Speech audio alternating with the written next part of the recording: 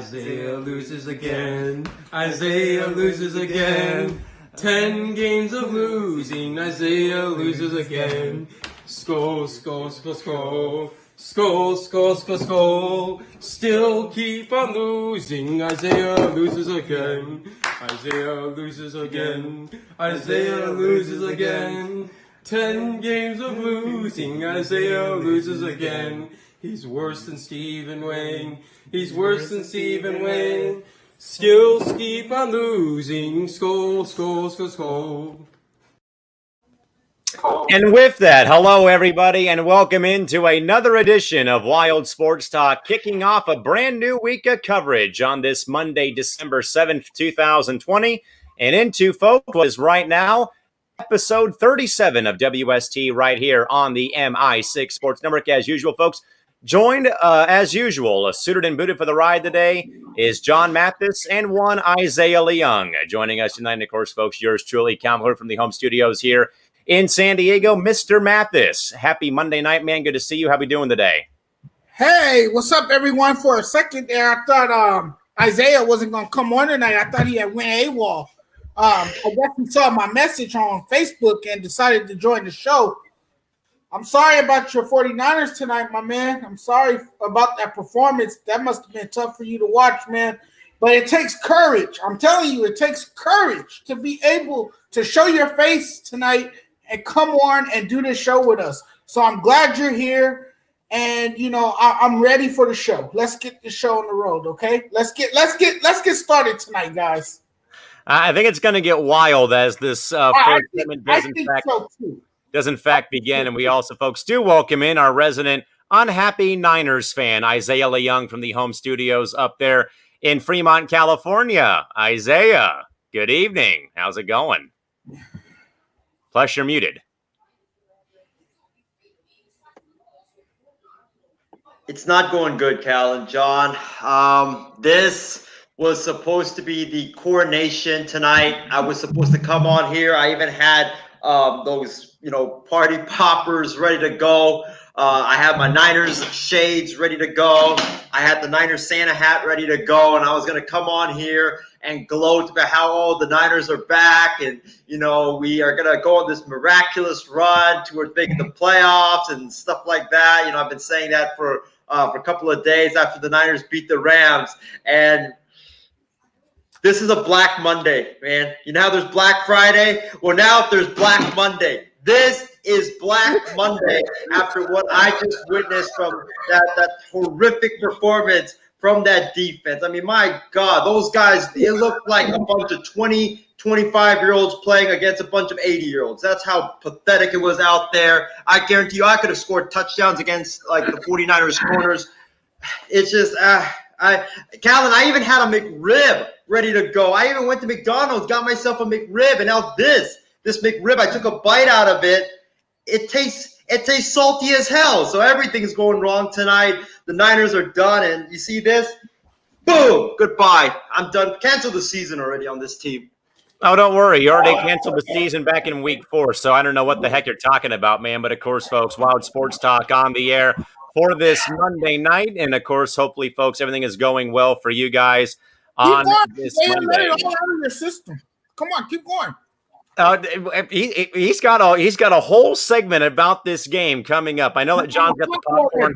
I have my Takis and my soda ready when that does in fact come around. So I'll be able to sit back, relax like John, and enjoy the rant. But of course, folks, as usual, take your live input throughout the course of the night in the live chat box via Facebook or on YouTube.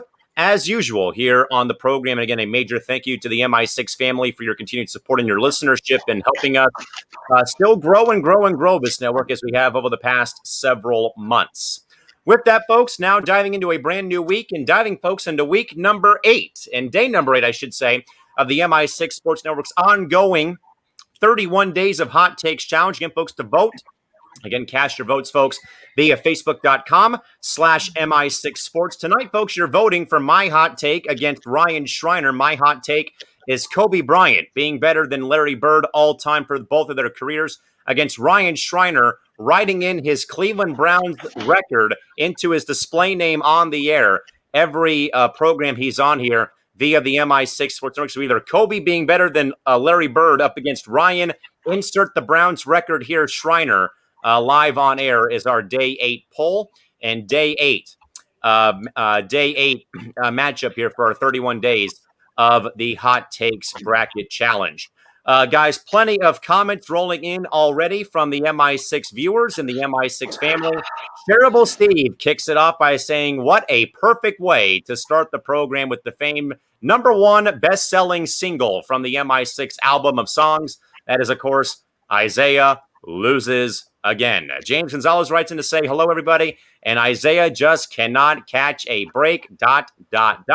Casey King chimes in to say, good evening to the guys, and Isaiah, the boys look like a bunch of Higgins out there tonight. Remember, Isaiah, Huggies, not Higgins. Huggies. Also, as well, Steven says, Isaiah loses again, and John is snacking on Isaiah's L's. Plenty more folks that came from, though, as the show does go on. And also, James says, how many seasons can Isaiah cancel? Question mark, question mark, question mark, question mark. Ha, ha, ha. Again, James, he canceled the season in week 4 of the year. I don't know why he has all this false hope back with him. But again, folks, if you want to cast those votes, we'll have the poll for you live in just a moment here. Again, via Facebook.com/MI6 Sports to again vote for either Kobe being better than Larry Bird all time, or again, Ryan putting the Browns record into his display name live here on the air. With that, guys, a Monday night double dip today, of course, as mentioned, with the Steelers having to move around their schedule due to, of course, the ongoing or the issues plaguing the COVID issues with the Ravens. And with that in mind, though, they face the unnamed Washington football team, guys, who, despite Alex Smith suffering a very severe leg laceration, the Washington football team ends the Steelers' perfect season. They win this ball game on the road, nonetheless, in a very cold and somewhat snowy Pittsburgh, Pennsylvania tonight, with a very close ball game, including a big-time interception by Jonathan Bostic to all but ice the game for Washington as Washington beats the Steelers from Heinz Field. John, this game, I think, could have been perhaps, a major trap game for the Steelers ball club, who also, of course, though, has been somewhat, in a way, though, beat up and banged up with, of course, the scheduling of that Ravens game kind of being moved around from day to day, their own COVID issues, and also as well dealing with maybe a potential injury to Ben Roethlisberger. But nonetheless, though, Alex Smith fights through a severe leg laceration. Thankfully and mercifully, John, not the one he broke last season, but plays through the pain, and Washington ends the Steelers' bid at perfection. Mr. Mathis, overall takeaways from a great game in Pittsburgh, but seeing Washington end that perfect season for the Steelers.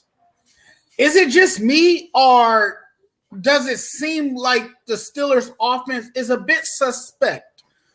I say that because they've been a little shaky the last few weeks, a little bit unpredictable.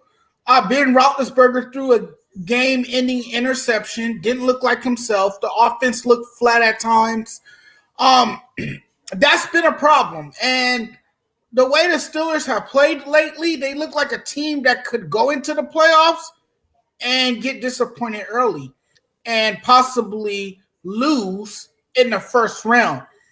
You know, I don't want to give up on the Steelers because I know they have a lot of talent on that team. I think where they made their mistake was by the Steelers electing to go for it on 4th and 1 from the Washington 28 late in that game.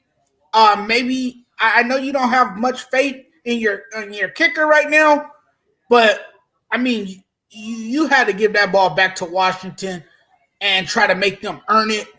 I think, you know, with the game being tied 17 all, with less than 5 minutes remaining in the game, the Steelers could have had a chance to get the ball back and possibly score and keep their perfect season intact.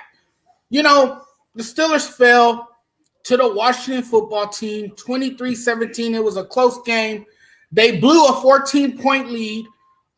They had the second largest blown lead at home in franchise history. They were up 14-0 before halftime. And Washington, as resilient as Alex Smith has been, he led them, down the field, and they got back into the game. Now the perfect season for the Steelers comes to an end. They had a chance to go undefeated here, and they had an opportunity to even clinch a first-round playoff berth since 2017. That will have to wait another week. Are they going to clinch? Sure they are, but it's going to have to wait another week. But I'm a little concerned about the offense lately. I know they got playmakers. I know they got a veteran quarterback who's been there before, who's won a Super Bowl before. That's Ben Roethlisberger. I know they have my man Juju, who fought on with the Trojans when he was here in Los Angeles. But man, I don't know about the Steelers right now. I'm a little concerned, a little bit concerned. As for Washington, being in a weak division, they have a chance to possibly make the playoffs. And Alex Smith has been an inspiration to many, especially for those who have gone through gruesome injuries and have amazingly recovered from, their injuries. It's amazing how far he has come. He's gone from a near tragedy to a miracle. It's amazing how Alex Smith has bounced back, never gave up, continued to fight, and look where he is now. He's leading a team. He's on an improbable run, and it's just amazing to see. John, it's very amazing, and I think that right away, as soon as you saw Smith get into any game this year, that was going to be your comeback player of the year, because you're talking about a guy who, we've seen, documentaries about. I think it's called, I believe it's called Mission 11. I want to say it's via E60, but they talked about his road to recovery. And again, he nearly loses the leg because of all of his surgeries and, things of that caliber. And as soon as and I think anyone knew, though, that if he was to come back this season, he would have gotten comeback player of the year, because you're talking about a guy coming back from a near career and life-threatening injury in regards to losing the leg, and also, would he be able to play ever again? And that he has been the guy, I think, that probably Ron Rivera is going to stick with. I think that, him and Rivera have worked very well, and that they're right in the thick of things in a very weak and very terrible divisional race. But Isaiah, again, over to you, though, man, with this game. As mentioned, the Washington football team is the bulk that upends the Steelers for the first time and knocks off Pittsburgh's perfect season. But also, Isaiah, I do think, though, that perhaps, though, for Pittsburgh, like I said, though, man, is maybe a game, though, that probably they kind of feel like, though, should not have been played. I know, of course, we had talked about this very heavily, though, with, of course, them and the Ravens having that game being moved consistently because of the COVID issues plaguing the Ravens, and also with a bit with the Steelers. But Isaiah, overall final thoughts on this game as Washington becomes the first team to knock off the Steelers on the NFL season. Callan, this game is what they always say when it comes to every week in the NFL. Anything can happen on any given any given Sunday, but in this case, Monday in the NFL. Who would have thought that the Pittsburgh Steelers, who were undefeated going into this game at 11-0, who were favorites in this game, would fall to the Washington football team? I mean, it's just unbelievable, man, and it just shows you that any given day in the NFL, anything can happen. I agree with John. I thought the Pittsburgh Steelers offense, they've been sloppy the past couple of games. Ben Roethlisberger, he was 33 of 53, 305 yards, 2 touchdowns, 1 pick. They couldn't really get the run going. Anthony McFarland only had 4 carries, 15 yards. Benny Snell, 8 carries for 5 yards. Jalen Samuel, he had just 1 carry for 1 yard.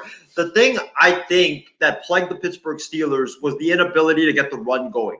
And I always say this, that you have to have a balanced offensive attack to win in the National Football League. You just can't pass the ball like 50 times and expect to win a game without the running game. You have to have a balanced attack. And in this case, Washington, they shut down the running game with their stout defensive line, which made Pittsburgh one-dimensional on offense. And when they made Pittsburgh one-dimensional on offense, the defensive line teed off on Ben Roethlisberger, and the secondary, they played great as well. So this was about Pittsburgh not being able to run the football as effective as they would like in this football game, and I think that's what cost them. That's what cost them the L in this game.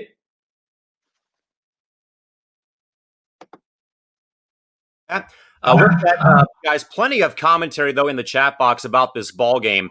Again, as mentioned, Washington folks upsets the Steelers and knocks off the perfect season for Pittsburgh. James, guys, I think has the best comment for this segment.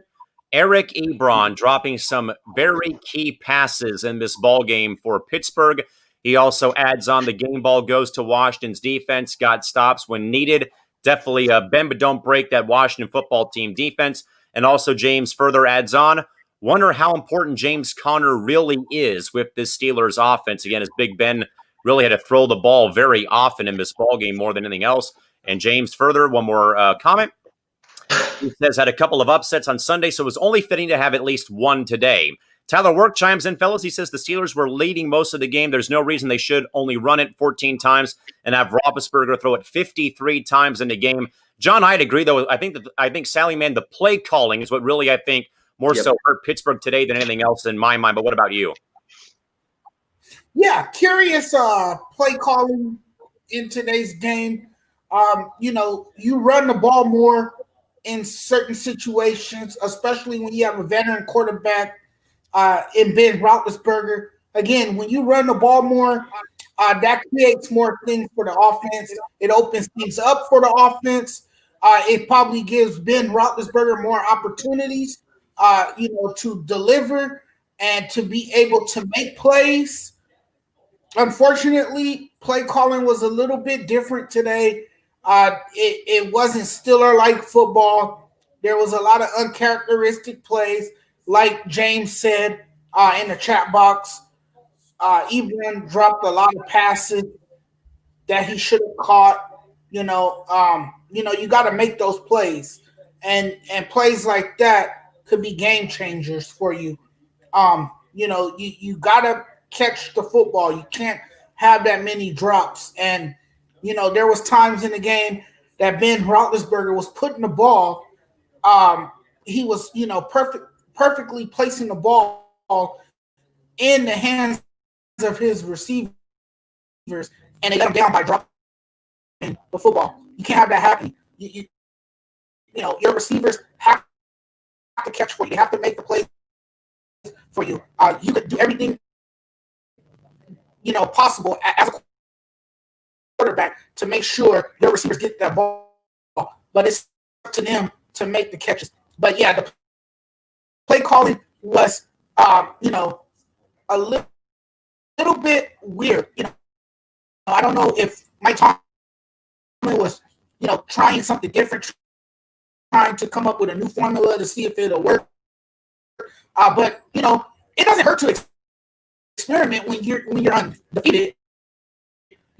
Especially against a Washington team that no one really knows what you're going to get from them. But it's only one loss. The Steelers are in the playoff picture. This loss is not going to affect them much moving forward. They have a tough matchup next Sunday night against the Bills. That's one they are going to want to win. Does this, kind of kill their momentum a bit? Maybe it does. But the Steelers have a lot of veterans who, know that this could happen on any given Sunday, or in this case on a Monday night. And they know what needs to be done. Hopefully they bounce back next week. Getting one against the Bills will be huge for them. And I think, it's not going to be easy because the Bills are not a laughingstock anymore in the National Football League. They're for real now. They are a team that's definitely going to come out of the AFC East So this is another one. If the Steelers are not up on their game, that they can easily lose, and we could see them with 2 losses in back-to-back weeks. Guys, Christy Wilson also writes in, and I agree, the Steelers were bound to lose a game just thinking it would be against Washington. And that's more so, guys, a thing, though, that a lot of teams, though, that are undefeated say a lot. Mainly the 85 Bears said that was them losing to the Dolphins, I think, week 14 of their season when they were 13-0, 14-0, was the best thing to happen to that team because then you don't want to have that loss come at the worst possible time, Super Bowl or the playoffs in general. But Isaiah, do you agree, though, with James's point, though, that more so, or that with Tyler's point, I should say, though, Tyler's saying again that the Steelers were leading most of the game, but there's no reason that they should only run the ball 14 times and have Big Ben throw it 53 times in a game. Do you question the play calling more so in this game for Pittsburgh and as the reason why they lost the game to Washington?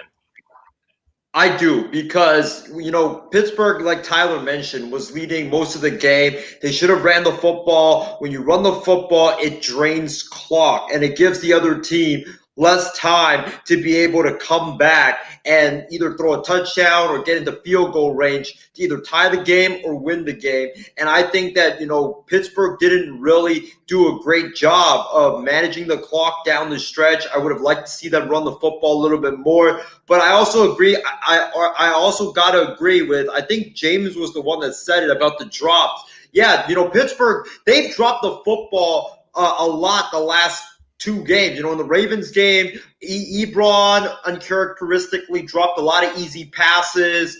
James Washington also dropped a deep ball from Big Ben Roethlisberger. The Steelers got to work on that because, like John mentioned, Big Ben is putting the ball right in the hands of these receivers. It's up to them to secure the catch and, get the first down or, complete the catch and get more yardage to keep the game going. So I think that's what cost Pittsburgh the game was the receivers and tight end and Ebron not being able to catch the ball. And the second thing was just the bad play calling in the final moments of the game.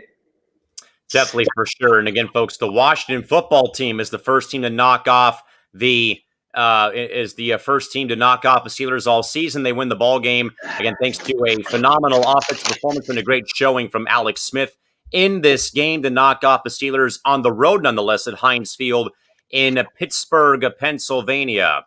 In this ball game, as Washington wins 23-17 to knock off the Steelers and again end their bid at a perfect season. Perhaps also, guys, some other thoughts. James writes in again, throwing that many times is really un-Steeler-like. Stephen Wang from behind the scenes says the biggest issue was the drop passes, unlucky game for Big Ben. Casey King, the 72 Dolphins are popping the champagne tonight because the last unbeaten team has lost. And that means, guys, that usually per lore and per superstition, whenever that the last unbeaten team loses, the 72 Dolphins team pops some champagne because they're still the only team to go undefeated for an entire NFL season. And also tuning in, Big Baby Jonathan writes in, guys, is saying, great show. Of course, Big Baby John wishing you and the family all the best. And hopefully you're ready for the Lakers. Get underway, buddy, in a couple of days with their first preseason game of the season. And Chardol also agrees if Pittsburgh would have, if they didn't make so many crucial mistakes, they would have had kept their perfect season going and would have been 12-0. But I think we all agree, though, guys, that the play calling, very interesting in this game. With that, Isaiah, we're going to give you the floor, man, as the Buffalo Bills take on the San Francisco 49ers in what was, as Isaiah dubbed, the biggest game of the season for his beloved San Francisco 49ers, though. But however, after all the declarations of Nick Mullins and all the declarations of the Niners being this great ball club, well, they get manhandled by Buffalo 34-24. The Bills win on the road, to mention as well, in Glendale, Arizona, again, due to, again, folks, as we had talked about last week here on the program with the COVID issues right now and also in Santa Clara County, where, again, there's a ban right now on sports, contact sports, at least for the next 3 weeks up in Santa Clara County. But, Isaiah, over to you, man. Floor is all yours. Where do I begin, guys? First of all, if you guys had noticed, entered the show with a different outfit that I have right now. The reason why I put this on is because it's very fitting tonight, since tonight's the funeral of the 2020 San Francisco 49ers. The season is completely done, gone. The funeral was week 4, buddy. The season is over. True, like the season. You called the season over in week 4, sir. Yes, I know I called the season over in week 4, but the season now is truly over. The playoff hopes are dead. There's no really any meaning in having to bring back Jimmy Garoppolo and George Kittle for the final couple of weeks of the season, because the season now is truly dead. So it's a funeral for the 49ers. That's why I'm decked out in all black tonight. But let me take a sip of water real quick before I go on my rant. This game, I really don't understand what I witnessed tonight on that field in Glendale, Arizona. The defense played so well. They played so well against Jared Goff, against that Robert Woods, Cooper Kupp, and that Rams offense. I was so impressed. And they have been playing so well throughout this entire season, minus Nick Bosa, minus Dee Ford, minus Ronald Blair, and minus some of the guys in the secondary. And for them tonight to play like this, that was an utter disgrace. I mean, Callan, John, I thought tonight I was watching an Alabama football game and not the Buffalo Bills on the field, because that's what the Buffalo Bills look like. They look like the Alabama Crimson Tide. They were scoring at will the entire game. I believe they had scored in six consecutive possessions. The Niners made Josh Allen look like he's the second coming of Mac Jones. Josh Allen, 32 of 40, 375 yards, 4 touchdowns, no picks. He was flawless the entire night. Devin Singletary, 18 carries, 61 yards. Josh Allen himself had 6 carries, 11 yards. Niners did a pretty good job shutting down the running game when it came to Josh Allen running the football. But goodness sakes, I mean, look at these numbers. Cole Beasley, 9 catches, 130 yards, 1 touchdown. Stephon Diggs, 10 catches, 92 yards. Gabriel Davis, who like the Niners played prevent defense on that touchdown that sealed the Buffalo Bills win and got them to 34 points. They played prevent defense. They dropped 8 guys into coverage, and somehow, some way, Gabriel Davis was wide open in the back of the end zone. How does that even happen? I mean, the defense was atrocious all night long. Richard Sherman looked like he lost his step. You know, like I said in the beginning, it looked like a bunch of 80-year-olds playing against a bunch of 20-year-olds. That's how pathetic it was. John, Callan, myself, Furman, Steven, Ryan, and everybody on the MI6 Sports Network, I guarantee you could have scored a touchdown and ran past Richard Sherman, ran past Jason Verrett, ran past all these pathetic bums on the secondary. It was just so horrific to watch. And, you know, that's the biggest issue with this game. The offense, listen, I know they didn't. The offense, I think, played well in this game. Nick Mullins was 26 of 39 for 316 yards, 3 touchdowns, 2 interceptions, which, by the way, weren't his fault, because the first one was he threw it right to Ayuk. Ayuk bobbles the football and bobbles it right into the hands of the Bills defender. And then the second one, he throws it right to Jeff Wilson Jr. in the end zone. Jeff Wilson Jr. has the ball taken away from him by the Bills defender. So I don't really blame Nick Mullins for those interceptions. I think Nick Mullins played pretty good. But it was the defense and not being able to run the football. The Buffalo Bills, coming into this game, they were ranked 25th in the entire NFL when it came to run defense. And what do the 49ers do? The 49ers only run the ball for 89 yards. Are you kidding me, Kyle Shanahan?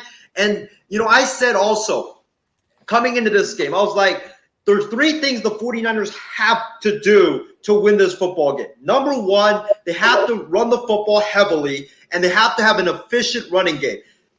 Running the ball for 89 yards is not an efficient running game. The lack of a running game really made Nick Mullins have to throw the football a lot, and that's not who Nick Mullins is. Nick Mullins is a game manager. He relies on the running game. If the running game is going well, then Nick Mullins will be efficient because all he just needs to do is complete 5-yard to 7-yard passes on 3rd and short and get the first down and move the chains. That's Nick Mullins' job. The running game didn't do their job. The offensive line was pathetic. I mean, number 68 should be cut right now. He shouldn't even be able to go back to his hotel room. He should be handed a pink slip right at the end of the game. I mean, he was so pathetic all night long. At one point, I even saw him bear hugging a Buffalo Bills defender. What are you doing, man? The Buffalo Bills defender is not a teddy bear which you sleep with. He's the guy that you're supposed to be blocking. You're not hugging him. And Mike McClinchy, I mean, even Callan mentioned this in our MI6 Sports group chat, and he said, Mike McClinchy just let a guy run by him. I saw many times where McClinchy let guys run by him. I don't even know why the 49ers drafted him in the first round. He's a total disgrace to society. I mean, he's the number 9 pick of the NFL draft, and the guy literally looks worse than me when it comes to blocking defensive linemen. That just shows you how bad he is. But the 49ers lost this game because the defense couldn't stop the Bills' offense, and the fact that their offensive line couldn't block anybody, and the running game could not get started. And that is now why the 49ers season is dead, because the defense, like I said earlier, the defense, I think the defense is still in San Francisco. I don't even know what I witnessed tonight. I don't think the defense got the memo that they had moved to Arizona. I think they stayed back. So, that's how pathetic it was. Defense didn't show up. Offensive line can't block. Running backs couldn't run behind that terrible offensive line. Niners season is over. Just wrap it up. Cancel the season. It's over, man. It's done. What? Are you done now? Are you done? Bro, I'm totally done. Are you sure? I ate all my popcorn. Good timing. John, over to you. Any thoughts about this game as Buffalo wins pretty handily over the Niners? You know what, man? Buffalo Bills have all their players. Everyone is healthy. They're loaded. Josh Allen is having a career year. You know, they have Cole Beasley, who's probably one of the best slant, route wide receivers out there. You have Stephon Diggs. You have playmakers on that team. And when you look on the other side of the sideline, you don't have that same team because you have players who are battered, by injuries. You have players who are absent and not out there playing. George Kittle is not playing. You have your quarterback. He's down and injured. So the 49ers are not going to have much success without their, key stars on the field. It's just not out there on the field. It's not going to happen. And you know what? The defense was on the field too long. The 49ers defense was on the field too long. So what do you expect? Those guys are going to be fatigued. They're going to be gassed. They're not going to play, to their full capabilities. Why? Because they've been on the field too damn long, and that's what we saw with this 49ers team tonight. That's why they struggled to make the stops. And, you can't disrespect what the Bills have done offensively. The Bills have a high-powered offense with dynamic playmakers, on their team. And Josh Allen is just throwing the football brilliantly right now. He's having an amazing year. And he is, he has really helped transform this team into a powerhouse. So you got to give a lot of respect to the Bills and also much appreciation to their fan base because they've waited a very long time for this. Bills Mafia, man, those guys are great over there in Western New York, the Buffalo area. Those guys been waiting for this for a very long time. The fan base there, they've been loyal to this team.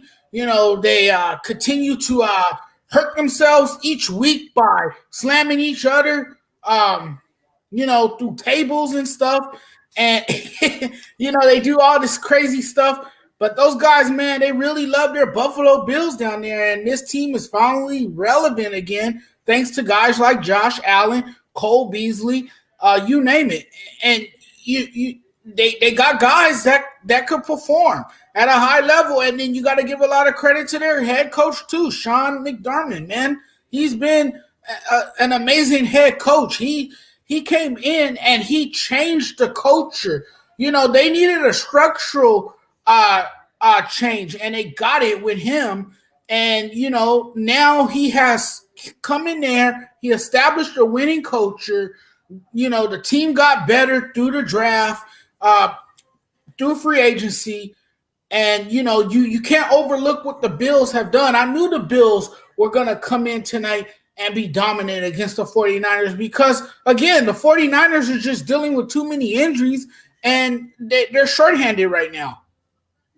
You know, simple and easy about that. I've said for a long time that the Niners would be better than their record if everyone was healthy. But they've, like I've said all year, they've been ravaged by injuries, hit hard by COVID, and they've not really, I think, had an entire good unit out there, it seems to me, for a while this season. But more so with this game, the first 3 drives about killed me because you're talking about Buffalo not converting on 4th and goal to start the ballgame on the opening drive.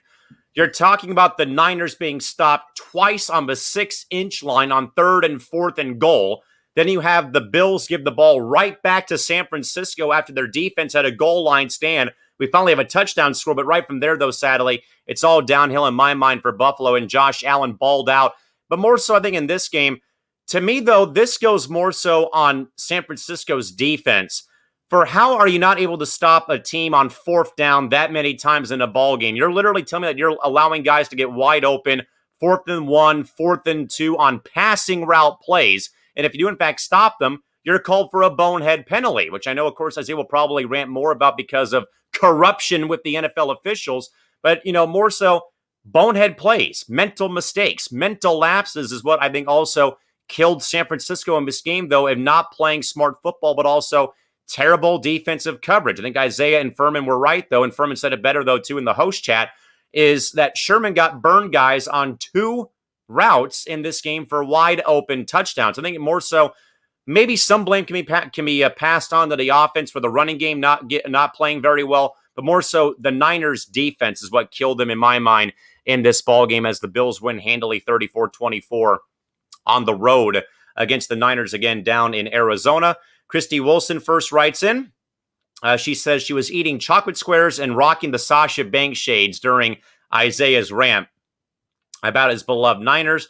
James Gonzalez also says, as John alluded to, Cole Beasley even balled out in this game today despite being a bit shaken up earlier in the game. Our good friend Julio Mendez chimes in saying that the Niners do have winnable games in their next 2 games.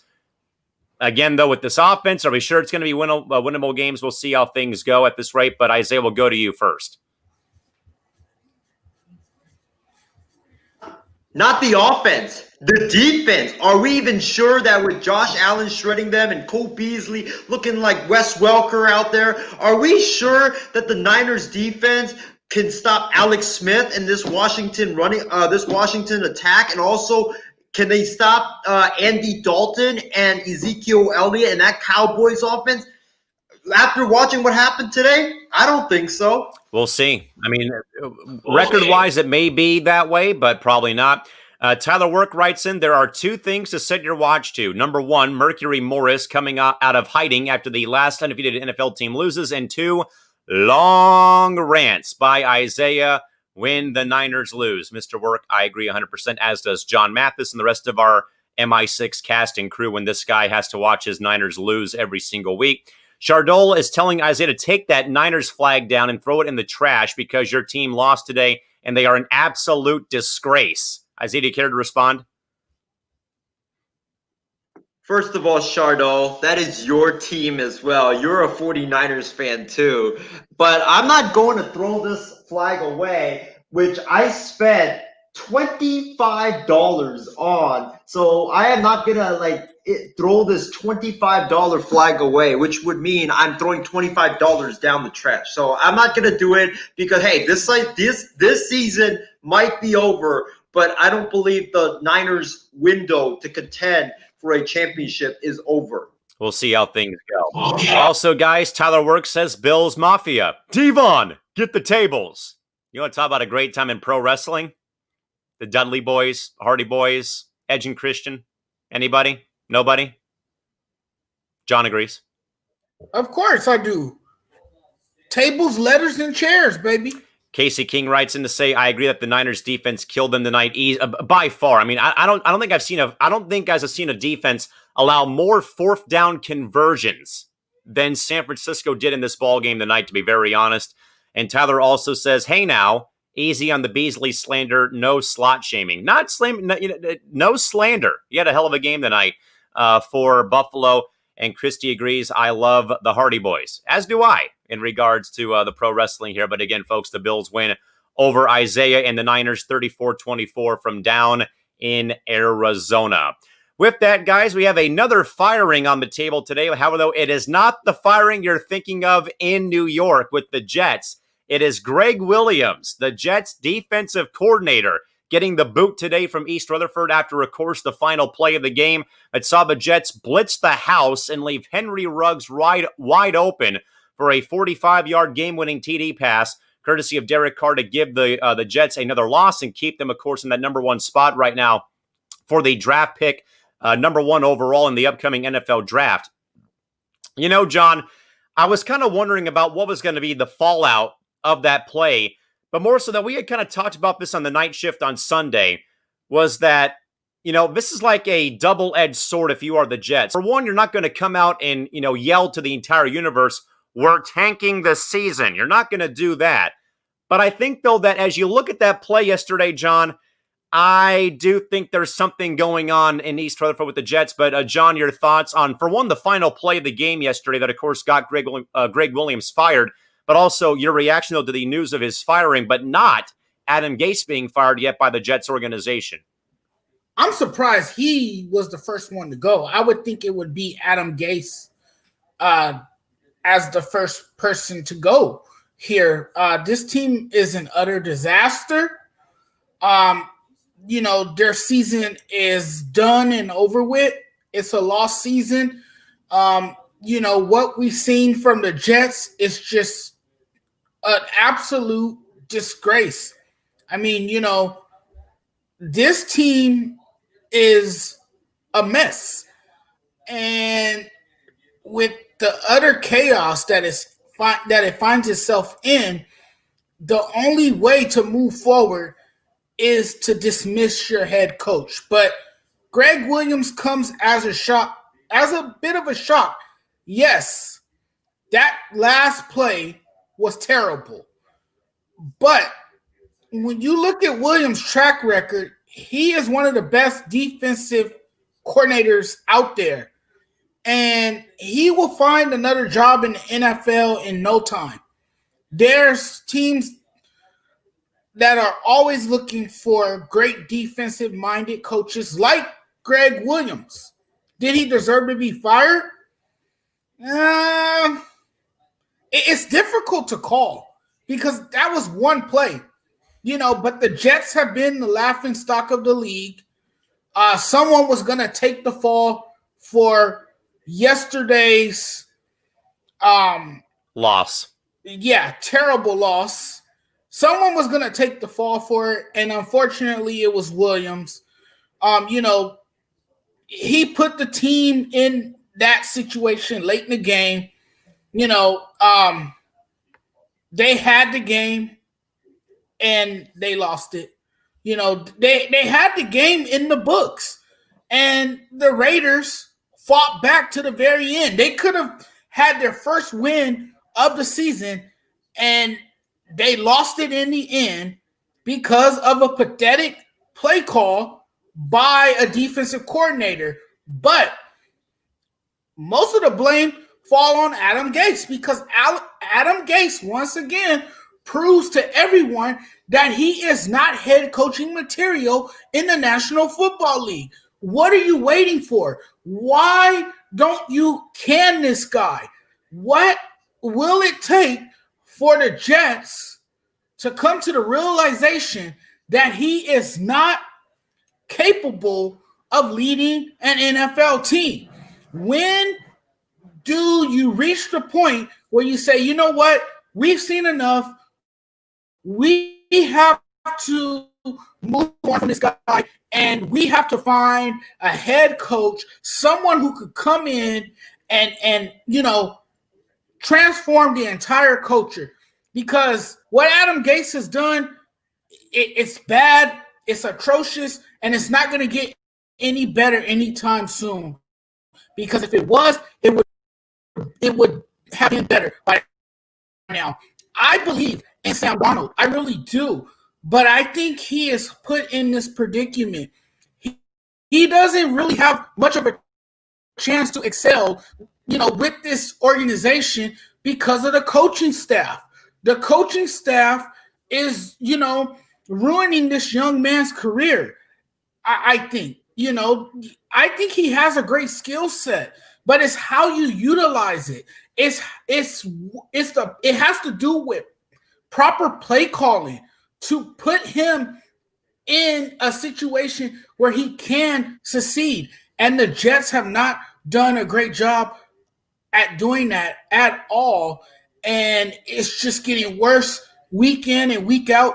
And the way it looks right about now, the Jets might just go winless this season. They might be like the Detroit Lions or the old Cleveland Browns that went winless an entire season. That's what it looks like. That's what looks like it's gonna happen for the New York Jets as well. But do I think Williams deserved to get fired for one blunder? Probably the biggest blunder of his coaching career? No, I think that's a little overboard. Isaiah, this is a very complex, weird, and like I said, it's a double-edged sword kind of a story. For my Star Wars geeks out there, this is a Darth Maul double-bladed lightsaber that you're holding, because you're talking about, obviously, a play that cost you a win, but also it's a win for you, though, because you keep the 0 in the win column, plus that number 1 overall draft pick as well. I think more so, Isaiah, this game, I think, is on the Jets for them losing because they scored with 5 minutes and 40 seconds still to play in the game. And I think that's what it boils down to. And they also didn't add on any points after the Raiders turned the ball over with about a minute left in the ball game. And, of course, they left time on the clock for them to go down the field and throw that pass up for the touchdown. But also, Isaiah, that more so the play call I know is bad, but I don't think it's worthy of a firing because of the play call. And I know, of course, like I said, though, the Jets aren't, on top of, they're not here with megaphones or yelling at the top of their lungs from a mountaintop, we aren't tanking the season. They're not doing that. But that play call, of course, you bring the house, you blitz everybody. And like I said, though, I think, Isaiah, to an extent on Sunday, is I've seen this a lot more so with how the Bears defense is usually it's an all-out blitz on third down. But mainly when teams blitz on third down and they bring the house or bring everyone for a blitz, it leaves you vulnerable because there's a lot of open space on the field. And sadly, they got burnt with a bad play call. But I just don't think still in my mind it's worth or warranted of a firing of the coordinator. But Isaiah, where do you stand on both the play call, the play itself, and also Greg Williams' ultimate firing at the hands of the Jets on Monday?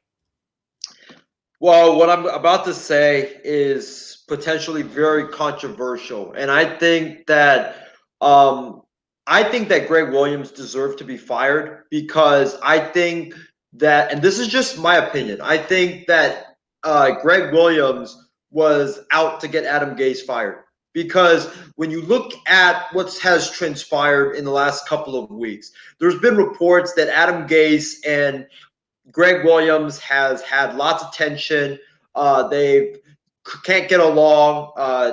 Greg Williams, I think, even threw Adam Gase under the bus one time, saying like, "Oh yeah, the reason why the defense is like so bad right now is because the offense is not staying on the field, which means the defense has to stay in the field so long, and we're tired and stuff like that." And you never want to hear those things, because when you're working for a head coach, you're supposed to make him or put him in a position to succeed.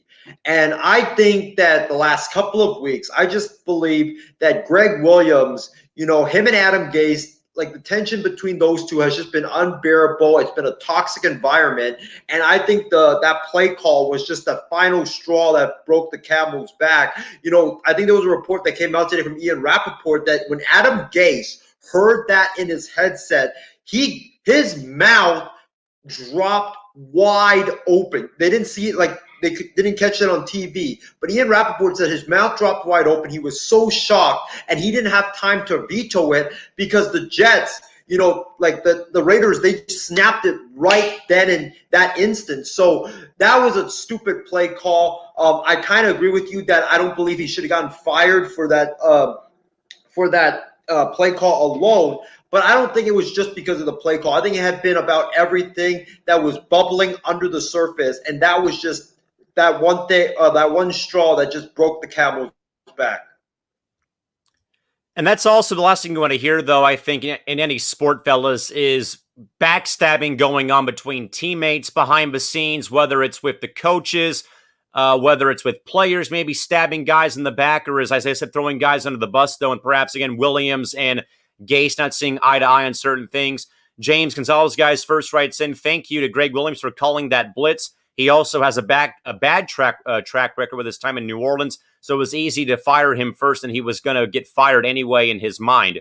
Also as well, Julio chimes in to say that I think the Jets will clean house after the season is over with. More than likely, I would think so, and I would say the same for Chicago as well. And also, James says that Isaiah could be right on this one, and Christie also says that the Jets continue to be nothing more than a hot mess at this rate. However, though, folks, we have to step aside for a moment as we have some breaking news from Major League Baseball.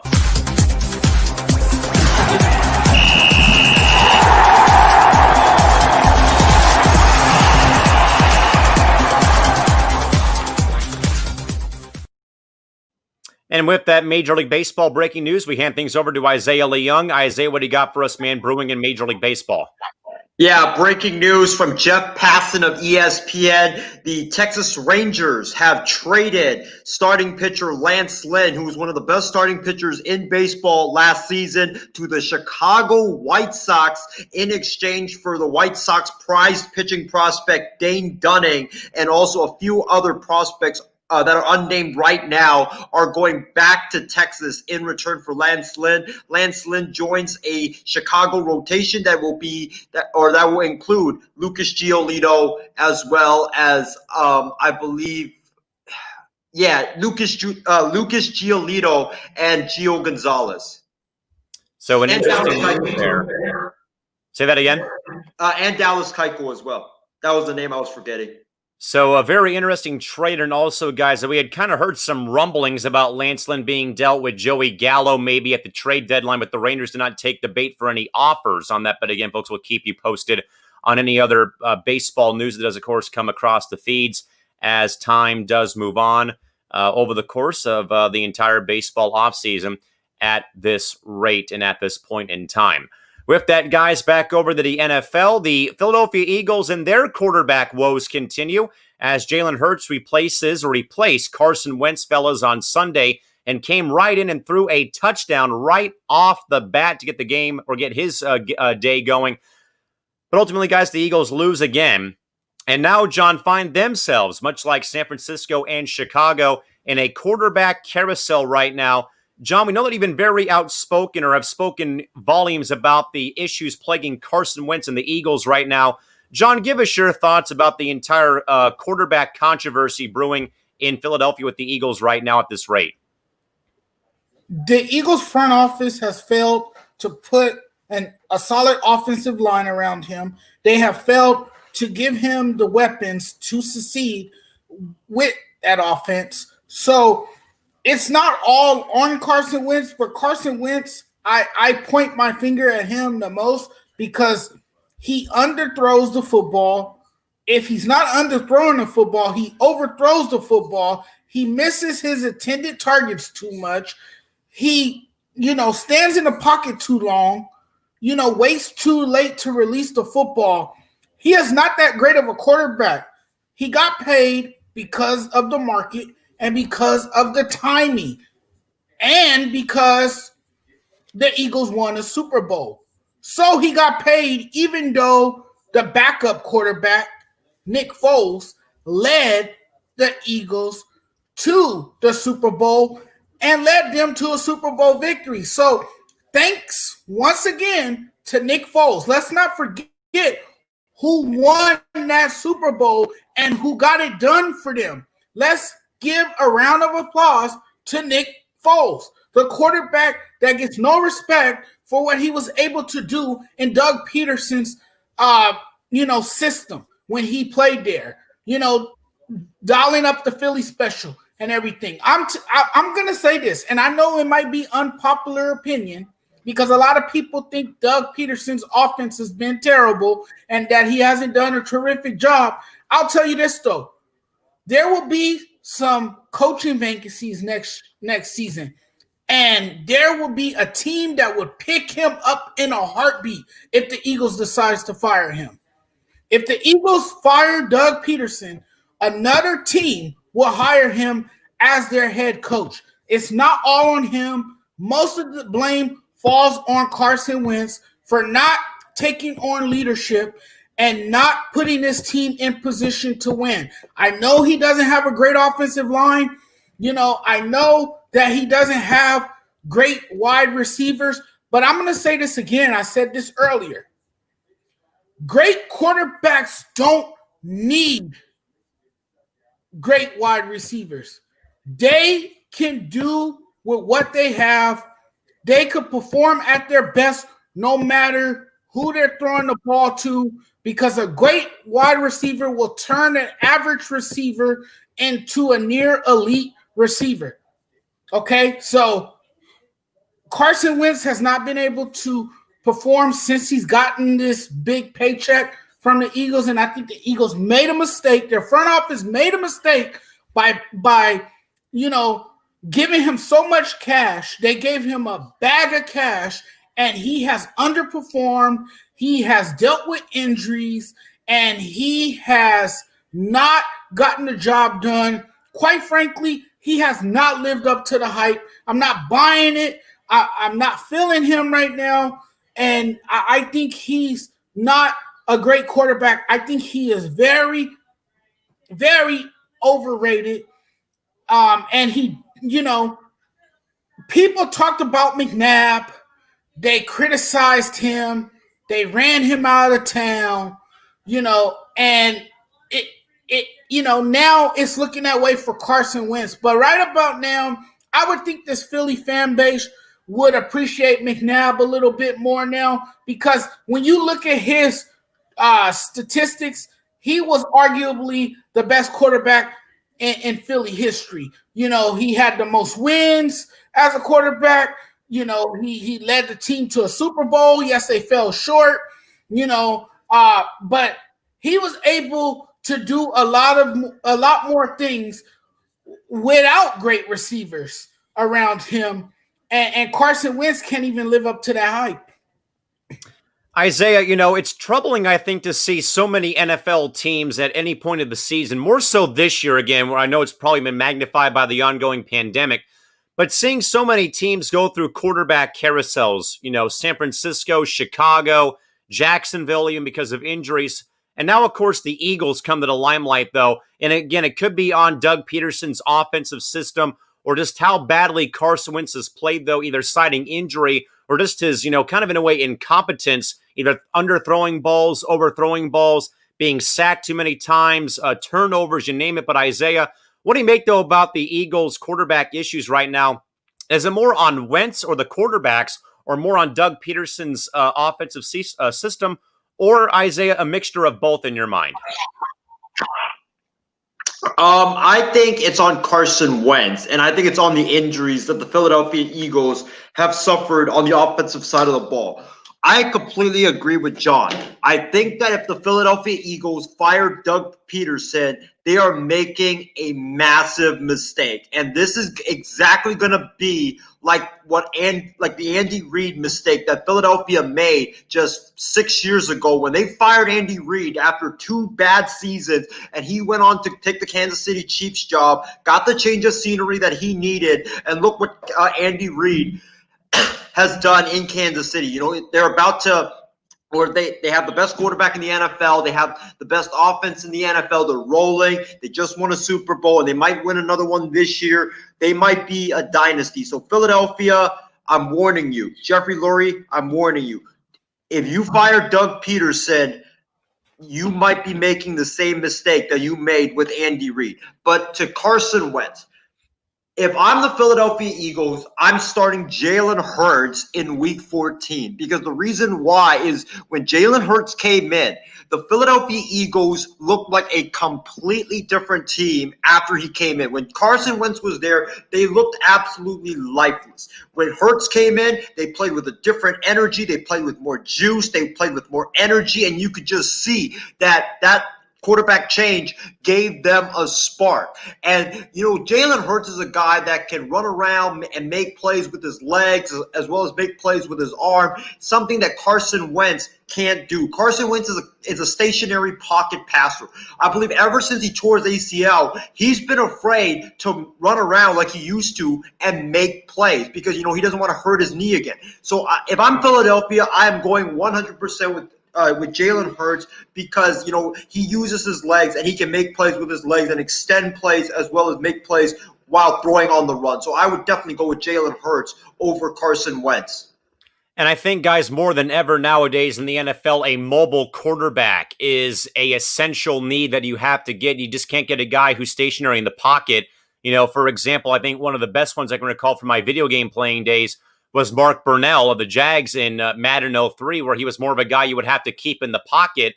But nowadays, though, that a mobile quarterback has got to be what you need to have in regards to Mahomes, a Josh Allen even today, or a guy that can, you know, make something out of nothing, where if there's no one open downfield, it's tuck and run and go for the first down or get some yardage. James Gonzalez, though, guys, does right in. Good to see Jalen Hurts play yesterday. Definitely agree. Again, he comes right in off the bench and scores a touchdown. Big time thing right there for Philadelphia. James agrees with me, though. Wentz holds on to the ball for too long in the pocket and doesn't run out of it. Again, I think we've seen him be sacked very often in the season so far for Philadelphia.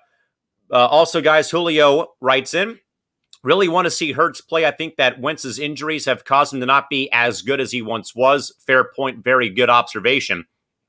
Excuse me. Also, guys, Isaac Wang writes in, Isaac says that the Eagles declined with the departures of both Frank Reich and John DeFilippo. And also, Isaac adds on as well that Alshon Jeffrey gets hurt too often as well, ever since he got paid too. I think the Bears dodged the big bolt. They're having Alshon Jeffrey for a while in Chicago. And Christy Wilson also says maybe it's time for the Eagles to move on from Wentz at quarterback. John, I would think, though, that the Eagles know if they're in a very bad division, and there's still a chance, with even their record being that out of control, if there's still a chance for them to probably get in as a wild card, maybe not, but at least win the division championship. John, though, is it time, though, in your mind, especially after you saw Wentz get benched for, I think, the second straight game he's been benched, and you see Hurts come in this game and right away throw a touchdown? I think it's time that Jalen Hurts gets a starting quarterback shot this upcoming week for Philadelphia. Do you agree? Yes, I think you see what you have in Jalen Hurts. It's time to experiment. And, you know, maybe he could give you some life if you do start him next week. And I think if I'm Doug Peterson, I'm going to start him to see what he can do. Maybe he can resuscitate this offense, give it a glow that it needs. Maybe he's that missing piece to the puzzle, you know, something that they haven't had with Carson Wentz, because Carson Wentz has, again, he has underperformed. He has looked ineffective. And you know what? I know it's a real shame that they paid him all this money, and that money will be going down the drain if they don't play him.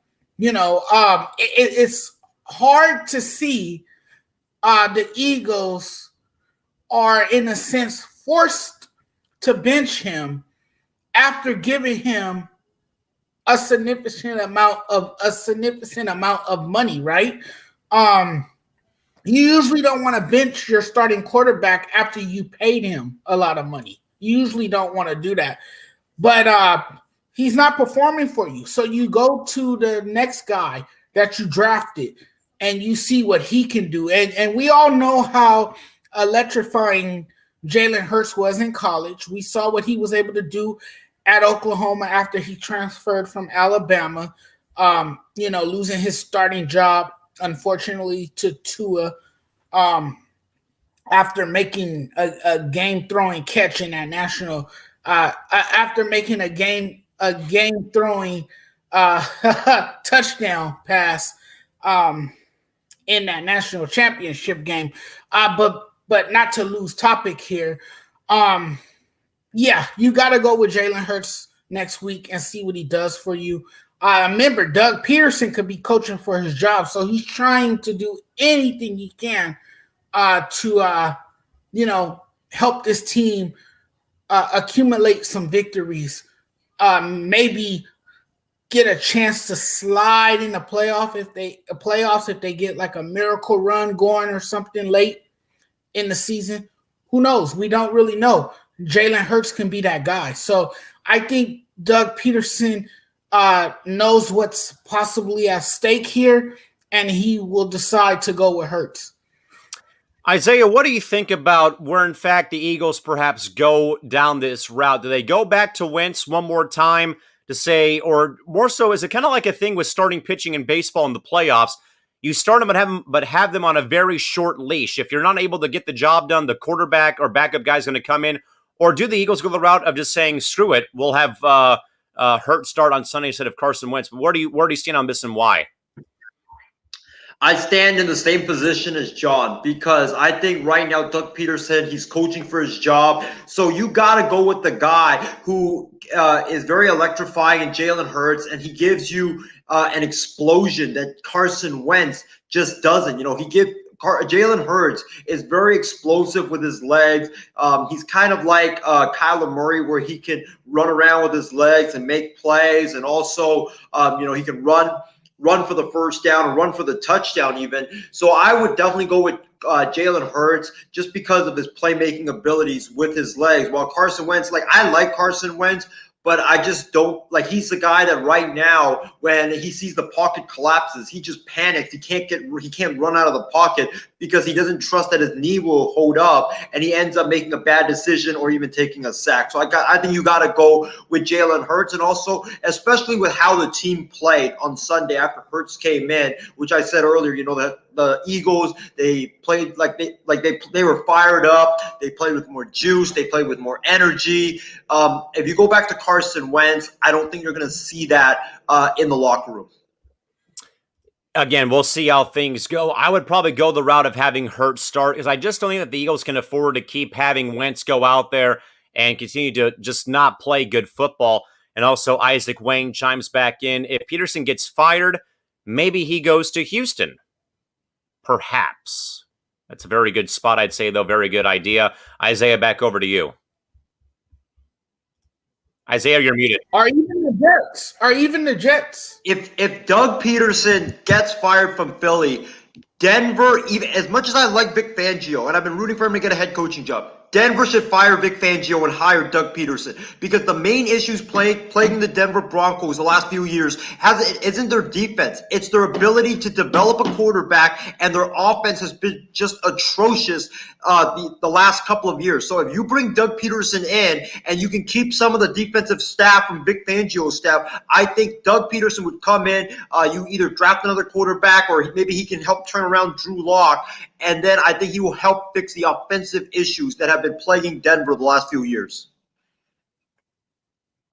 Something tells me though, Peterson with history with Foles equals Peterson and Foles in Chicago. There's already prior history there with him winning the Super Bowl again, depending on the ownership. But with Chicago, though, guys, we'll actually get them real quick, because Isaiah actually relayed a message to me earlier on Monday about, as mentioned, some college coaches out there who perhaps could be looking at the NFL. And Isaiah has reports that it could be Pat Fitzgerald, the head coach of the Northwestern Wildcats, who perhaps could be in the running for the Bears head coaching position, should in fact Matt Nagy be let go by the Bears ownership group and by the front office. Isaiah, I don't know, though, man, because sometimes we see a lot of college coaches in football or basketball go to that next level and they don't succeed right away, and they're right back in college maybe 3 to 5 to 7 years after their time going to the pros. Isaiah, where do you stand, though, about the Bears at least inquiring perhaps about Pat Fitzgerald, the head coach of the Northwestern Wildcats, for perhaps a coaching vacancy if, in fact, that spot opens up in Chicago? Isaiah, you're muted. I like the move because it shows me that the Bears are laying the groundwork to potentially fire Ryan Pace and Matt Nagy. Because trust me, if you're trying to get a college coach, though that college coach isn't going to come to the NFL without, one, a hefty contract, number two, obviously the head coaching gig, and number three, major say in personnel. So it looks to me, if you're going to go the route of college, it looks to me that the Eagles are laying the groundwork for potentially firing Ryan Pace and Matt Nagy, which they definitely need to do. Because, Matt Nagy, he's done a bad job coaching this team. Ryan Pace hasn't gotten any talent on the football team for the Chicago Bears. But I'm not a big fan, honestly, of Pat Fitzgerald. I know he's done a pretty solid job at Northwestern, but he's kind of like a raw motivator kind of guy. He's not a guy that, is an offensive guru or a defensive guru. He's a guy that is there as a figurehead of the program to recruit and also to motivate his players. He's kind of like a Dabo Swinney and Ed Orgeron, which they're there just to, recruit and motivate their players. So I don't think that style would really work in the NFL. I mean, we've seen like coaches that are kind of like Pat Fitzgerald, like and Ed Orgeron go to the NFL where they are just like CEOs of that program. They're there to, run practice, set schedules, set a structure, and also just recruit players and motivate them. Those guys never, ever work out in the NFL. What the Chicago Bears need is they need to find a guy who has an expertise in either the offensive side of the football or the defensive side of the football. They don't need a guy to come in to motivate players because, they're professionals. They're getting paid a lot of money, so they should be motivated anyways by that contract. So I believe if I'm running the Chicago Bears, I would go for Matt Campbell of Iowa State because Matt Campbell is an offensive genius. Look at what he's done in Iowa State. He just led them to their first Big 12 regular season conference championship since 1912. They've won 8 games there. He's a young up-and-coming coach. If you look at some of the plays that he dials up on offense, they are similar to a pro-style system. So I think the transition for Matt Campbell from college to the NFL won't be that drastic as some of these coaches, like a Fitzgerald, like an Orgeron, or like one of those, like a Dabo Swinney, or like one of those motivating recruiters that are right now head coaches in college football. John, like I said, I think it's difficult, though, for college coaches who are more so there to develop, kids into young men and move them on to the pros or something else in life. And to me, though, that there's coaches, like I said, though, in football and basketball who have gone from the college route and have gone the pro route and have not really had success, and they have gone back to college. For example, Saban, John Calipari, Rick Pitino for a bit. I think even tried coaching in the NBA for a bit, didn't work, obviously. And then you have your maybe guys like Brad Stevens who have worked out in the NBA. But, John, where do you stand, though, more so about the Bears looking at the college ranks for maybe a potential new head coach for as early as next season? Pat Fitzgerald is a very good coach. He's linked to this job for one reason, probably because Northwestern is near Chicago.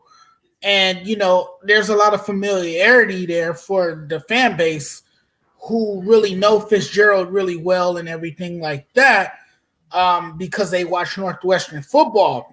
Fitzgerald's teams have finished at least one game above 508 times. He's gotten, the team within one spot of the AP top 10. He's had an amazing run with Northwestern. And that's just a testament to the strength of the culture and the support system, that he has around him. But can he make that transition to the NFL? That's tough to call. No one will really know unless he takes a job like the Chicago Bears. And it would be a huge challenge for him because not only would he be taking on a heavy task, but he would have to, draft well. He would have to, scout differently than what he would do at the college ranks. I mean, it's totally different coaching grown men as opposed to college kids. Grooming college kids is a lot different than coaching NFL players. It's a different ball game. It's not as easy. It's more stressful. I don't know. Can he do it? We won't know unless he takes the job and we see what happens and we'll go from there. But is this a good hire? I mean, the Bears have been gambling for years. They gambled with Nagy, right?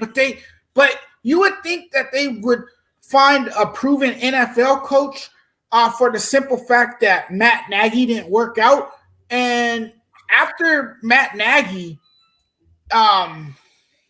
you would want to get it right? You wouldn't want to get another coach who's not going to help the team improve. You want a coach that is seasoned, that has a track record, and that you think could get the job done. I think the offensive coordinator from Kansas City would be a great hire for them. What's his name? His last name? I always butcher his last name. Is it Matt Benamy? Yes, thank you. I think he'll be a great hire because he's good at developing quarterbacks. He has a great offensive mind. So does Pat Fitzgerald, not to take away anything from him, but he's made for the college game, not so much the NFL game. So I like Benamy to possibly come in and change the entire culture of that Bears, organization and help the quarterbacks grow there. Maybe work with guys like Mitchell Trubisky. I know a lot of people are fed up and over Mitchell Trubisky, but Nick Foles, I think him and Nick Foles fit well together because, again, when it comes to quarterbacks, Benamy is an expert.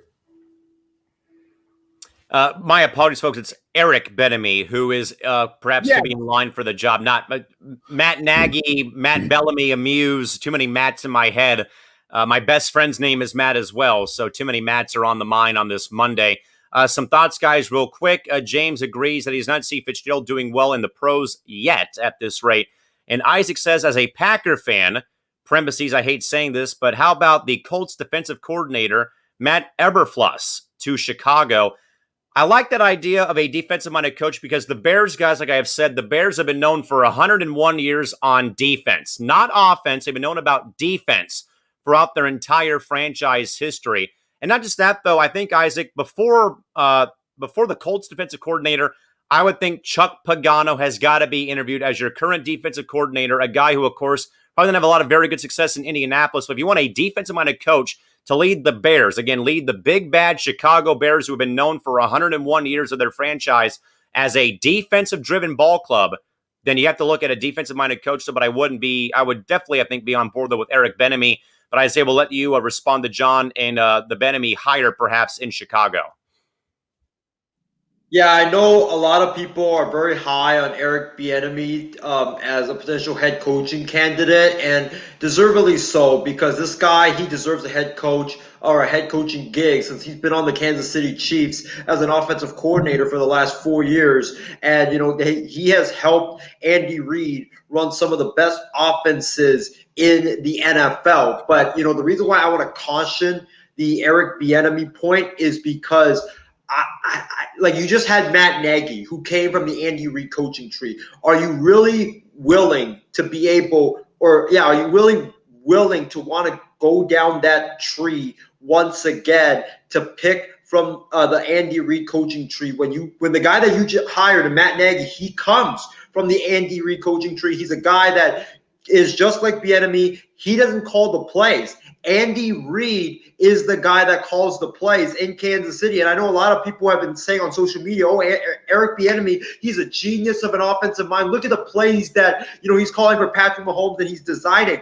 That's not him that's designing those plays for Mahomes. It's Andy Reid and his sharp offensive mind that is designing those plays and calling those plays for Patrick Mahomes, while Eric Bieniemy is just the guy overseeing everything that goes on and helping Andy Reid on the sideline. So I'm not sure if you want to go that route again. I think the Bears, what they should do is, I would honestly go with the college route, because the Bears have gone with someone from the Andy Reid coaching tree. They've gone with Mark Trestman from the XFL. I think that CFL. Or yeah, UFL, is it? CFL. CFL, yeah, CFL. Canadian League. Yeah, I just think that what the Bears should possibly do is the Bears should go to the college ranks and pick a coach from there, and maybe it could be like a fresh breath for them in Chicago.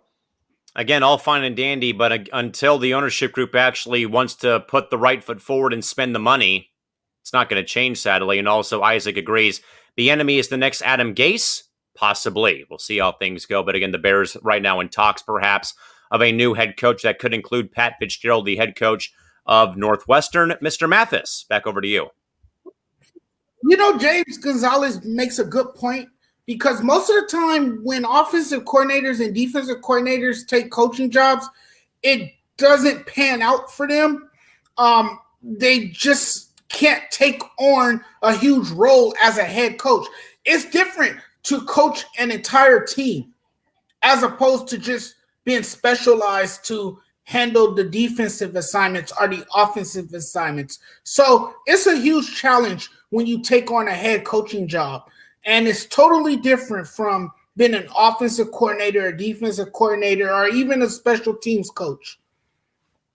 Definitely. I mean, there's differences between head coaches and stuff like that. But again, folks, the Bears perhaps looking elsewhere for a potential new coach if, in fact, Matt Nagy is fired by the Bears organization. With that, guys, a quick segment here on college football. We had another rare Sunday game, again, due to COVID issues plaguing the USC football program. Well, didn't make much difference. They came out and cold-clocked and clobbered Washington State at the LA Coliseum on Sunday, 38-6, a final score. Game basically, guys, over in quarter number one as the Trojans went just medieval on the entire Wazoo defense with 4 first quarter touchdowns. Isaiah, we'll go to you because for some damn reason you picked your boy Nick Rolovich to win this game over the beloved Trojans. Isaiah, give us your thoughts, but more so about this game being over very early at the Coliseum on Sunday night. Well, first of all, let me apologize to John, Casey King, and all of our USC Trojans fans that are tuning in for my utterly stupid pick. I thought that, USC, they always choke against like really bad teams. You saw what happened last year when they almost lost to Colorado in Boulder, Colorado. They also lost to some like really bad team last year. So they always played down to their competition. And I thought that USC was going to do the same thing this game. And, they hadn't, both teams were coming off, I believe, 2 weeks off. So you knew there was going to be some rust involved. And I just thought that that this game would be a shootout and that Washington State would just pull away with the victory with the game-winning field goal. But listen, I was wrong on that. I take full responsibility for that. But let me say this. Kedan Slovis, I've been saying this ever since he started against, I believe it was Stanford last season and Notre Dame. Kedan Slovis is going to be the number 1 pick in 2022. This kid is special. He has a tremendous arm. He's got a tremendous understanding on the football field. He's got a high IQ. And most importantly, he is very calm and collective on the sideline. And that's something that you don't see from first or second year quarterbacks. I remember last year, USC was down double digits with under like 8 minutes left to go in that game against Notre Dame. And on the sidelines, NBC was telling us, Kedan Slovis was just telling his linemen, hey, don't worry, guys. We've got this. Just continue to play your game. Don't panic, and we're going to make a comeback. And sure enough, USC did, but they unfortunately couldn't complete that comeback, but still, it was very impressive to watch. And then this year against Arizona State, same thing. USC is down 13 points with 3 minutes left in the ball game, and here I was thinking, like, oh gosh, USC is going to lose this game. And then you hear the same thing on the Fox telecast. Kedan Slovis walks over to his wide receivers, to his tight ends, to his offensive line, and his running backs. And he's just like, guys, we got this, man. We're going to come back and win this game. Just continue to play your game, and we're going to win. And this kid is just so calm, so collective, so confident. He's just so poised in the pocket no matter what's going on. I'm just really impressed with this kid. He was 25 of 32, 287 yards, 5 touchdowns, no interceptions. I think he didn't even play starting from the 3-minute mark of the third quarter until the end of the game. He didn't even play that from the 3-minute mark on. So that's how impressive his performance is. This kid is special. Start taking notice of this kid, people, because this kid, I guarantee you, will be the number 1 pick in the 2022 NFL draft when he comes out. John, again, very rare to see a Sunday game, but both the Cougs and Trojans coming off of 2 weeks off. Again, the Cougs had the Apple Cup game with the Huskies of UW canceled due to COVID issues, along, of course, with USC having some issues. They had their game with Colorado also off the schedule. But, John, we'll also let you pick apart Isaiah for picking the Cougars over the Trojans, but also your thoughts about a very great first half, or at least first quarter more so, for Kedan Slovis as the Trojans remain unbeaten and win another ball game very handily over Wazoo on Sunday. The Trojans were dominant in every facet of the game, Colin. And you know what? The Trojans, I wouldn't be surprised if they go undefeated and beat UCLA this Saturday because, look, their energy has just been outstanding. They have gotten it done on both sides of the ball, not only offensively, but defensively as well. On defense, you have guys swarming to the ball. In this game against Washington State, they had some missed tackles early, but they had some huge plays to make an impact in that game as well. But you talk about Kedan Slovis, man, he is one hell of a quarterback. I mean, he's been impressive since he, made his start. He's poised. He's athletic. He's very unflappable. I think that's what I like about him the most is that he is so calm. And he plays the game with a lot of heart. And since he has taken over that offense, he has shown great leadership qualities. I think that team, rallies behind him. They look up to him. They are confident in him. They let him set the tone physically. They let him get that offense going. And USC has been able to generate points and, to open up big leads against very good Pac-12 schools simply because Kedan Slovis has dominated football games and just simply demolished the defense of opposing teams. I mean, it is so fun to watch this kid play. By the end of the first quarter in that game against Washington State, USC led 28-0. It was over. It was a wrap, and he got going early. And, the one play that stuck out to me most was on a 3rd and short, and Slovis, he faked a handoff and went over the top 35 yards for Tyler Vaughns. It was breathtaking to see that. And Washington State really had no response for him, and he just had his way for the entire game. You know what? To me, he's definitely should be considered, for the Heisman because, he has really made this team relevant again. I think the reason we're talking about USC being unbeaten is because of what Slovis has been able to do for the Trojans. It's just great. They don't turn over the ball too much. He takes great care of the football. He makes smart decisions with the football. He's just a good quarterback. What more can I really say about him? I mean, very impressive for sure with what we've seen from Slovis again as the Trojans manhandle Wazoo on Sunday night. Real quick, Isaac wanted to say thanks to John for mentioning about the Peter principle earlier on about the in the last segment about the NFL. James also says odd seeing USC play on a Sunday night. He also is asking Isaiah, how could you pick Wazoo? Laughing out loud, and also double good Sunday for his football teams on Sunday, as well as the Trojans win again very handily over Washington State on Sunday from the LA Coliseum. With that, though, folks, some news over in Major League Baseball that will make John and myself go crazy and wild.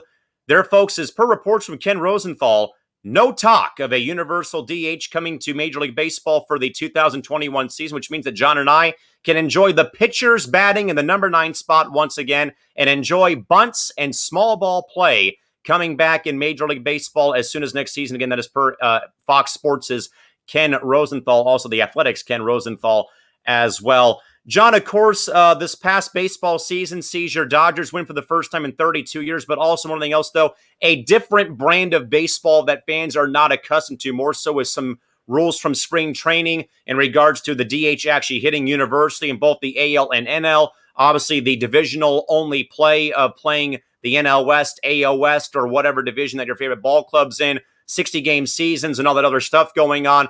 But, John, more than anything else, though, that baseball is looking at April 1st, hopefully an April 1st date to begin the baseball season on April 1st, hopefully with fans in attendance, and also the Dodgers can raise the World Series championship banner at Dodger Stadium.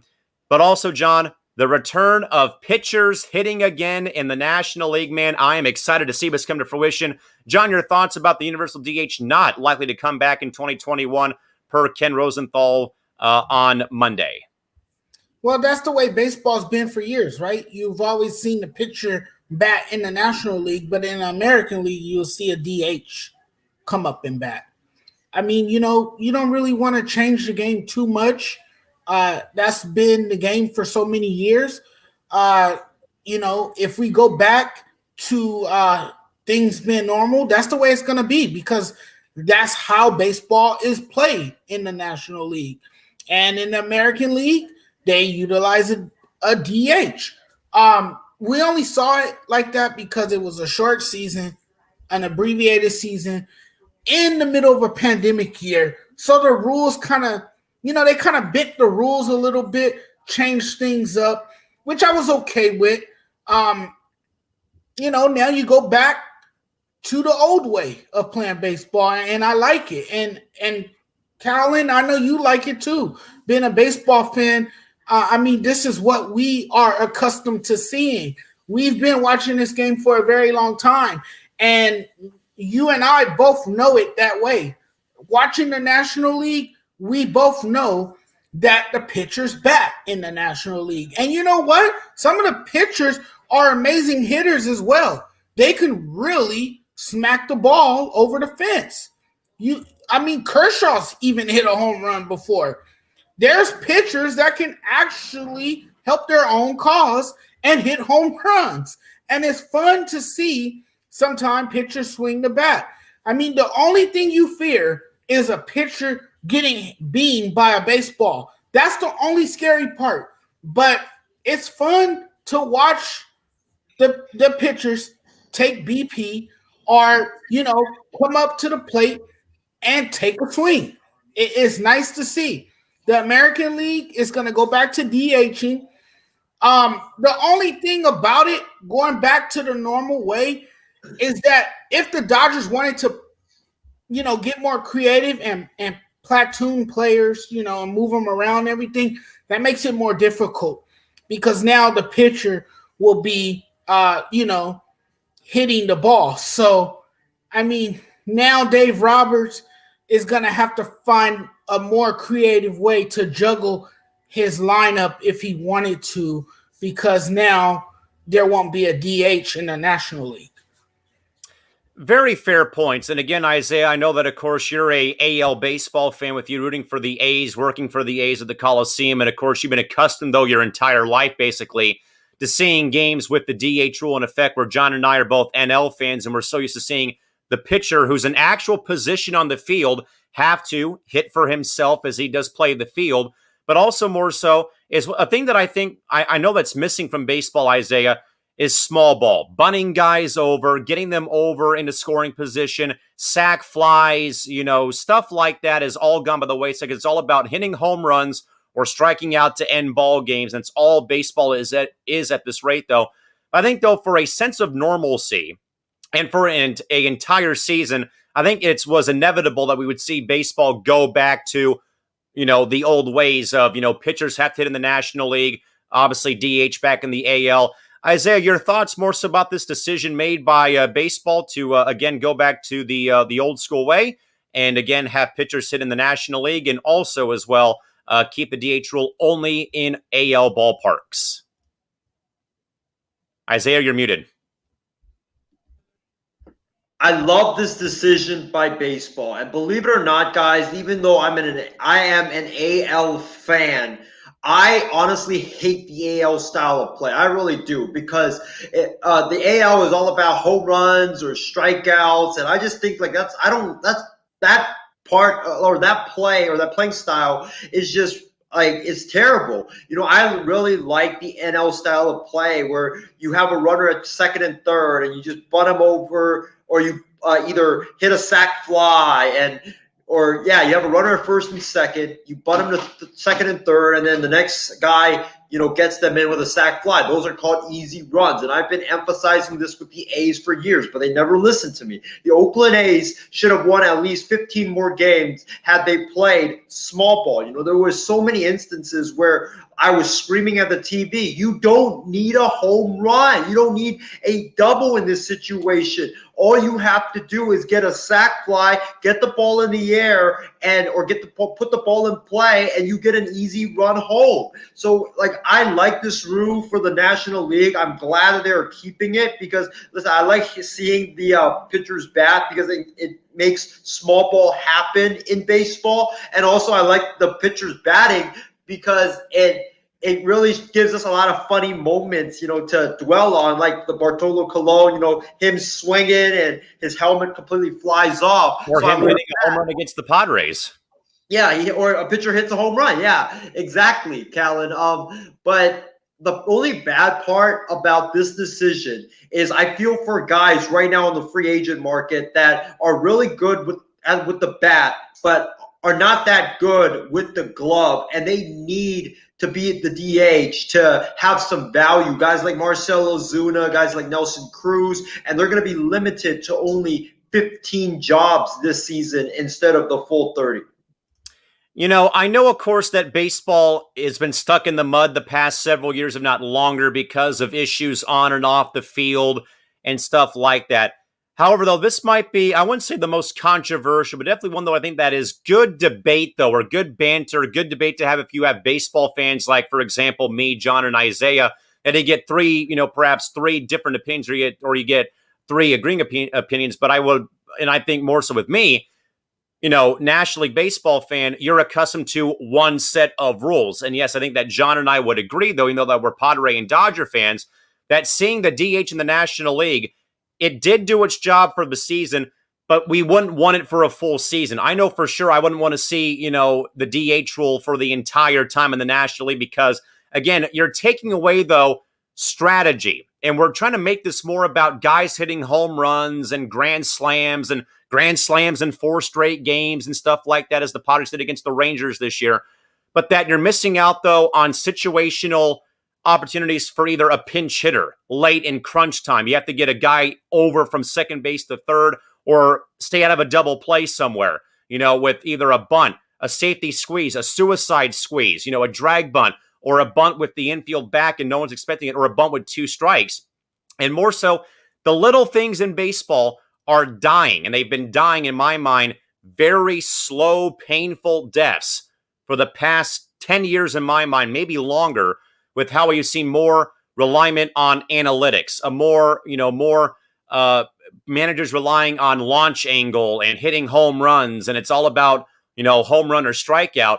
But you don't see, a very well executed sack bunt by a pitcher or by any player in general. Guys, I think that this year with the Padres specifically, I don't know if I saw more sacrifice bunts by the Padres this previous season than I have maybe in the past 15 years watching this ball club play, because they had probably incompetent managers like Bud Black and Bruce Bochy who didn't rely on small ball. They wanted guys to just get up there and hit a home run or hit a double, get a single, and didn't believe a lot in playing, small ball or good, as Isaiah said, play good situational baseball. You don't need to have a grand slam hit when you have a guy, the bases loaded and no one out. A sac fly is just as good as a base hit to bring in at least a run.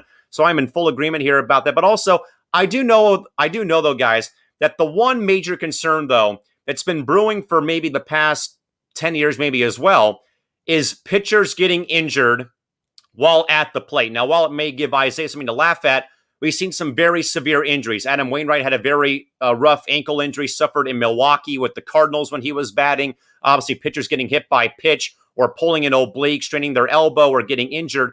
I get that, but at the same time, though, the pitcher is a position on the field. In my mind, that means you are warranted to bat for yourself and not have someone on the bench in a AL ballpark come off the bench and hit for you, in my mind. So I'm fully in agreement that baseball goes back to the old school way. James Gonzalez, though, guys, does in fact disagree. He doesn't like that the rule is not going to be permanent. It should be DHs in both leagues to score more runs. Hopefully in the near future it becomes permanent. You got to advance the game in his mind for the better and for the future. But however, though, he says, but damn, I do like seeing a perfectly placed bunt laid down. Also, James, I will say this, though, not to, pick on you for your thoughts, but for me, I'm used to the National League, but I do go to Angel games every so often to get the AL brand, but I don't want that brand of baseball as a National League baseball fan. I don't want the new way to play the game in the National League. I want the pitcher, who again is a position on the field, to bat for himself. I know about the injury risk. That's with any player, though, in that lineup who could pull a hamstring, dislocate their kneecap like I did, 20,000 times in my career batting. That's just the nature of the game. And also that you miss out, though, more so in the AL. I feel like you miss out more I think, in the AL with strategy more than the NL, because, of course, I think, John and Isaiah, you love a good double switch. You love seeing a pitcher come in and seeing a replacement come in who probably has maybe not a very good glove, but can deliver a sac fly, deliver a base hit, deliver a bunt in some situations. So I think it's great, though. I know, of course, about, advancing the game forward, but you got to keep things as is. Again, John and I agree here as National League fans. It was good for last season, but we don't want it full time, because we've been used to one set of rules in our entire lifetime, watching the Padres and Dodgers play for 26, 35 years of our lives. We don't want it to see it change. We know about the future, and we know about let the kids play, but I'm not fully sold or on board with changing the rules because of where we're at right now in baseball. But with that, guys, again, per reports gathered from Ken Rosenthal of The Athletic and also from Fox Sports, again, baseball will not implement the full-blown, or will not implement the universal DH for the 2021 baseball season. With that in mind, guys, we'll now wrap things up for this Monday night in the first program of the week and roll on over and into tonight's final thoughts.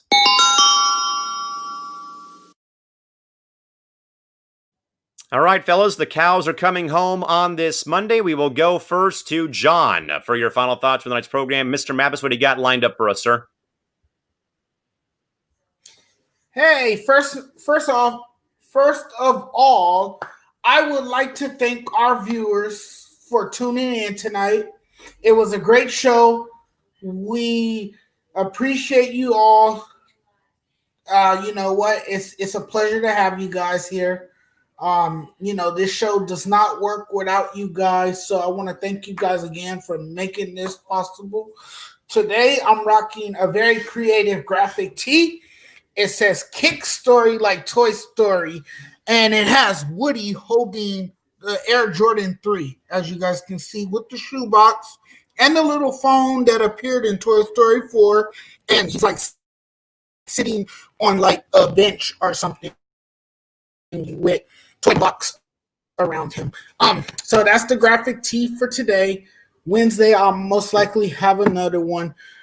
And Saturday, I know we're gonna have a show before Saturday, but Saturday is the big game here in LA. It's the crosstown rival between USC, UCLA, and I think the way USC is playing right now, because USC is playing their best football, they're gonna get the bragging rights and take home that bill. All right, so John's got his Trojans beating the Bruins in the crosstown rivalry game for the victory bell. Isaiah, over to you for your final thoughts for tonight's program. What do you got, sir? Well, like John, I want to, before I get into my final thoughts, I want to thank our viewers for tuning in tonight. I want to thank Shardo Gupta, Julio Mendez, Christy Wilson, Tyler Work, as well as Isaac Wang, Casey King, and who else? Did I miss anyone? No, I think we're good. But I want to thank all of our viewers for tuning in tonight and, letting me rant on my Niners' pathetic performance out on the football field. It was a great show. Like John is clearly right. This show is nothing without you guys. So thank you guys so much for tuning in. My final thoughts has got to do with my name right here. I changed. My name was the Asian Skip Bayless, but I changed my name because of this developing story that we have right now in college football. Callan, can we roll that developing story clip?